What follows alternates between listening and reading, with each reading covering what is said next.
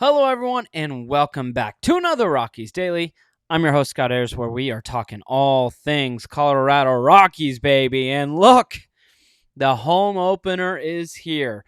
Finally, after two road series, the Colorado Rockies are hosting the Phillies in their first home series of the season. And look, this is coming off of a series where the Colorado Rockies took 2 out of 3 from the Blue Jays in what honestly was a test that I saw the Rockies winning one game at best. They instead take two, thanks to some really, really solid pitching.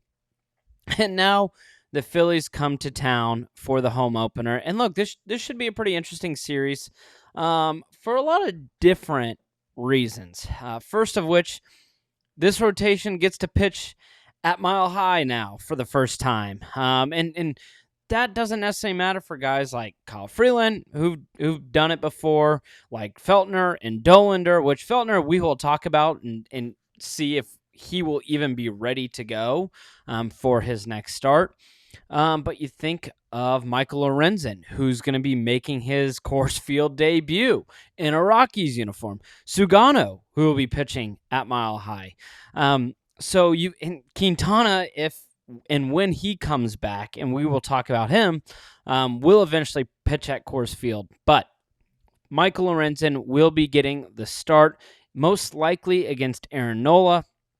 And in Nola's first start, he went 5 innings, gave up 3 earned, did have 7 strikeouts. And that's an important note because the Colorado Rockies lineup has struggled at times at the plate when it comes to striking out.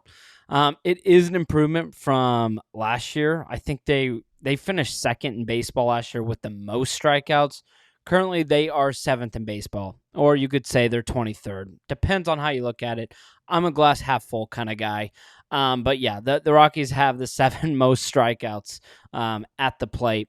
And look, this is a Phillies team that comes in 3-3, and they've had some struggles. Now, they took 2 out of 3 against Washington, but lost 2 out of 3 against the Rangers to start the year.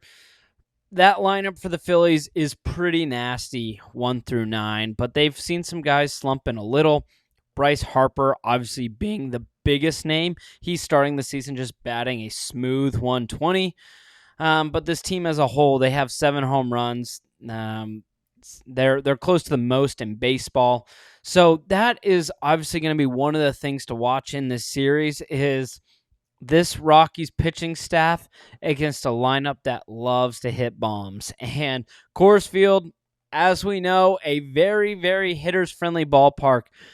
So that's going to be one of the key tests for the Rockies in this pitching staff because, look, if there's one thing that gets a really solid grade for the first week of the season, it is the Rockies pitching, specifically the bullpen, and how they handled some tougher at-bats in tougher situations, and kept the Rockies really in just about every single game that they've played so far this year. Now they go against some of the best hitters in baseball, like Kyle Schwarber. Brandon Marsh, who's actually pretty darn underrated. He's had a really red-hot start to the season. And then how do you limit a guy like Bryce Harper who is slumping? How do you prevent him from breaking out of that? You want to take advantage and ensure that he leaves Colorado with a batting average worse than what he already has, which would obviously be hard to do. He's had a really, really bad start to the year. But for the Rockies, it's another tall test, one that comes right after answering the call against the Blue Jays. In a series where they win 2 out of 3, and they win a game in extra innings thanks to the clutch hitting of Tyler Freeman. So the hope is that the Rockies continue to do what they have done all year, and that has been being in just about every single one of these games. I'd really say just that game 2 of that series against the Blue Jays was really the only one where it felt like it was out of reach. The Rockies, though, they have been competitive, and I think that is more than you can ask for to start this year. You need to see that continue, though, because it's one thing where it happens for the first week of baseball, and then guys figure it out, and you kind of lose a little bit of control. It's another where you can build one good performance after another. And for Lorenzen, obviously, he didn't have the most dominant appearance against Miami. he didn't even get to the 6th inning, and so I think that will be a goal for Lorenzen. How can you give a quality start for the starting rotation so you don't have to continue to rely on this bullpen early on in the year? But for the Rockies, look, it's an exciting series. It's an exciting challenge. Once again, another early measure just to see, hey, how far behind are we to some of the best teams in baseball? They measured up okay against the Blue Jays thanks to some solid pitching. Now it's another measure mark against a really, really good Philadelphia Phillies team. And so overall, just excited to see how these guys play. I'm excited to see what Warren Schaefer does with the lineup and some of the changes that he makes because, look, Jose Quintana was announced that he's going to be placed on the 15-day IL due to a hamstring strain. Valente Beloso gets called up, but there is still one open roster spot for this home opener. And look, there's a lot of speculation that it's going to be Mickey Moniak. And would that not be just the biggest breath of relief, sigh of relief? Breath, sigh, you get it. But a giant sigh of relief to get Moniak back in a lineup that honestly could desperately use another solid bat. Because we've seen some solid play, but we've also seen some just really poor hitting from this Rockies unit. You get Moniak in, and maybe he doesn't start at that 3 or 4 hole spot, but I really love the idea of once he feels healthy, get Moniak batting 4th. I've talked about this a lot this week alone, but you get Moniak batting 4th. You could have Tovey batting 1st even. I love actually even having Troy Johnson batting 1st, Goodman 2nd, Tovar 3rd, Moniak 4th, Rumfield 5th. That 1 through 5 feels competent. That 1 through 5 actually feels like a pain in the rear for opposing pitchers. And that also means Castro would get bumped down to 6th or 7th. Doyle goes down. So 6 through 8, you're looking at like Doyle and Castro, Karros, and then just depending on who that 9th guy is, right? You have maybe Jordan Beck, maybe it's Jake McCarthy, and maybe Castro's batting 8th or 9th too. I don't necessarily know what those 7, 8, 9 guys will look like, but that 1 through 5 just feels a whole of a lot better when Moniak returns. And I know for Warren Schaefer, it feels a lot better for him. Because versatility was a key to that first week of the season, being able to plug and play guys in a lot of different positions. We talked about how the Rockies had 4 different first basemen against the Blue Jays in that 3rd game of the series. Moniak returning means you just get more of that versatility. Troy Johnson can play in the outfield. He can play at first. Tyler Freeman can play infield, outfield. Willie Castro can play infield, outfield. You get the point. Moniak returning means you're going to have better bats. Means the Rockies should be more effective with runners in scoring position because, look, that's probably still the biggest eyesore for this team right now. Some of their hitting stats are a bit inflated just due to that big scoring outburst against Toronto where they scored 14 runs. But regardless, there's still some positives with this lineup, and Moniak returning would be a huge, huge boost. And I didn't even touch on it, but you could also put Tyler Freeman in over Castro, right? That's another solid addition to the lineup. Regardless, you get the point. Moniak returning would mean a lot to this Rockies team, even if he's just DHing. It will be a shot in the arm, needless to say. But look, I know I have really harped on runners in scoring position, and I think that's a really fair thing that we point out.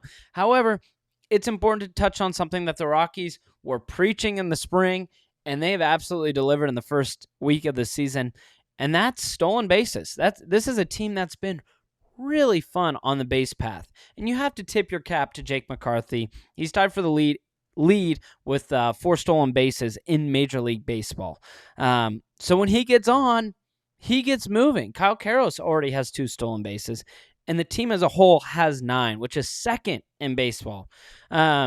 And this was a Rockies team that finished in the lower third of stolen bases. Finished with like 87 stolen bases last year. And if this is something that, I mean, if that's a number that can be drastically larger in 2026, it just helps with that that margin for error for the Rockies, because now you're giving yourself more opportunities to score. Give your chance more of an opportunity to drive in runs. And although the Rockies haven't been good at that early on in the year, it's still important. It's like the NBA where you're just jacking up threes, right? Like if you're a little bit outmatched, you need to find different elements that can just give you a chance. And so for the Colorado Rockies, stolen bases is one of those things. They have a lot of speed in this lineup, and so that's been, I think, a really big positive for the Rockies is the base path.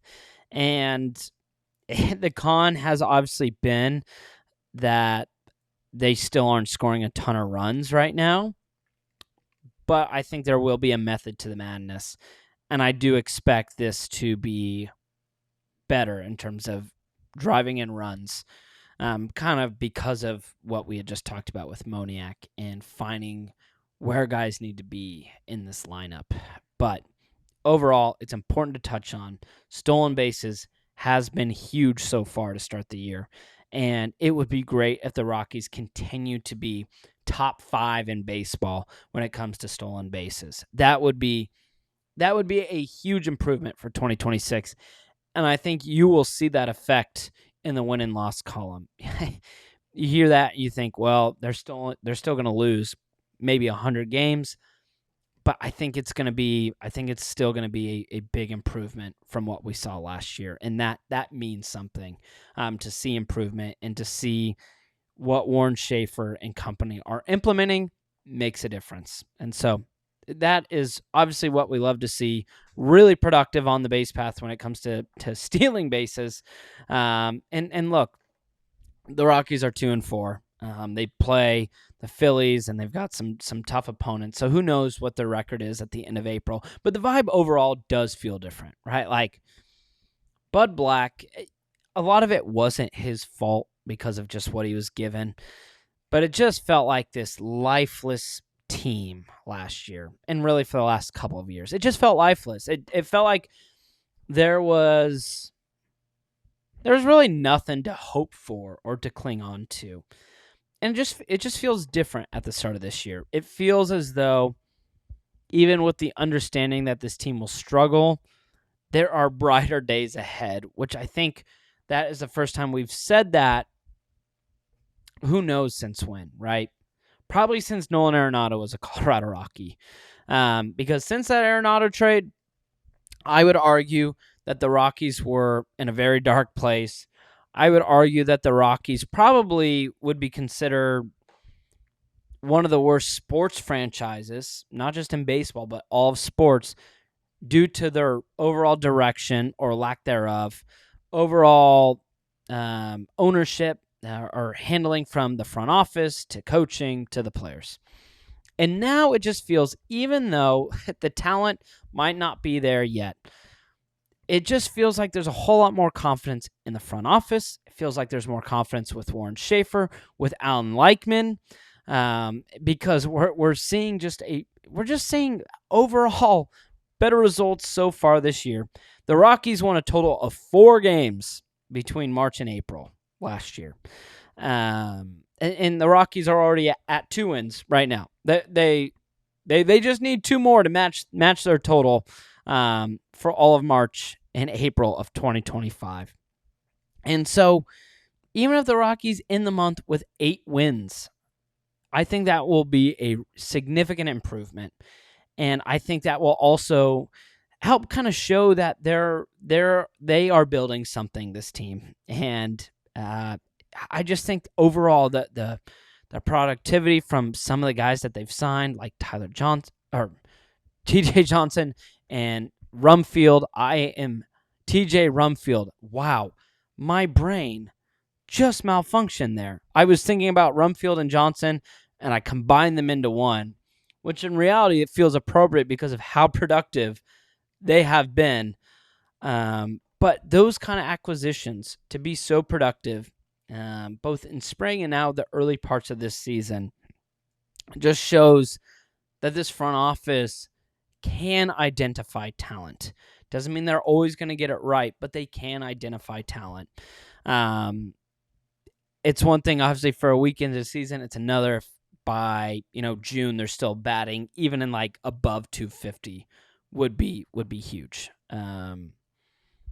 But regardless, it's a really, really fresh start to the year, just in terms of overall vibes and seeing this team play with a little bit of joy and to play with a little bit of heart. And that's really all we could ask for, as well as maybe not losing, 120 games. That's also kind of what we're asking for. But just figured I'd end in the vibe department. The Rockies are playing with a little bit of it. The vibes are definitely higher for the Rockies than they are other organizations. And I understand as Rockies fans, we say that and say, well, it doesn't feel like the vibes are that high. But I promise you, you look across some of these other teams and maybe the direction they're going.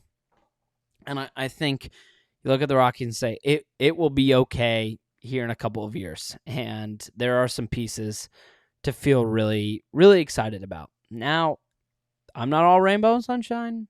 I understand there's going to be some pain, but I am truly excited for what is to come for the Colorado Rockies.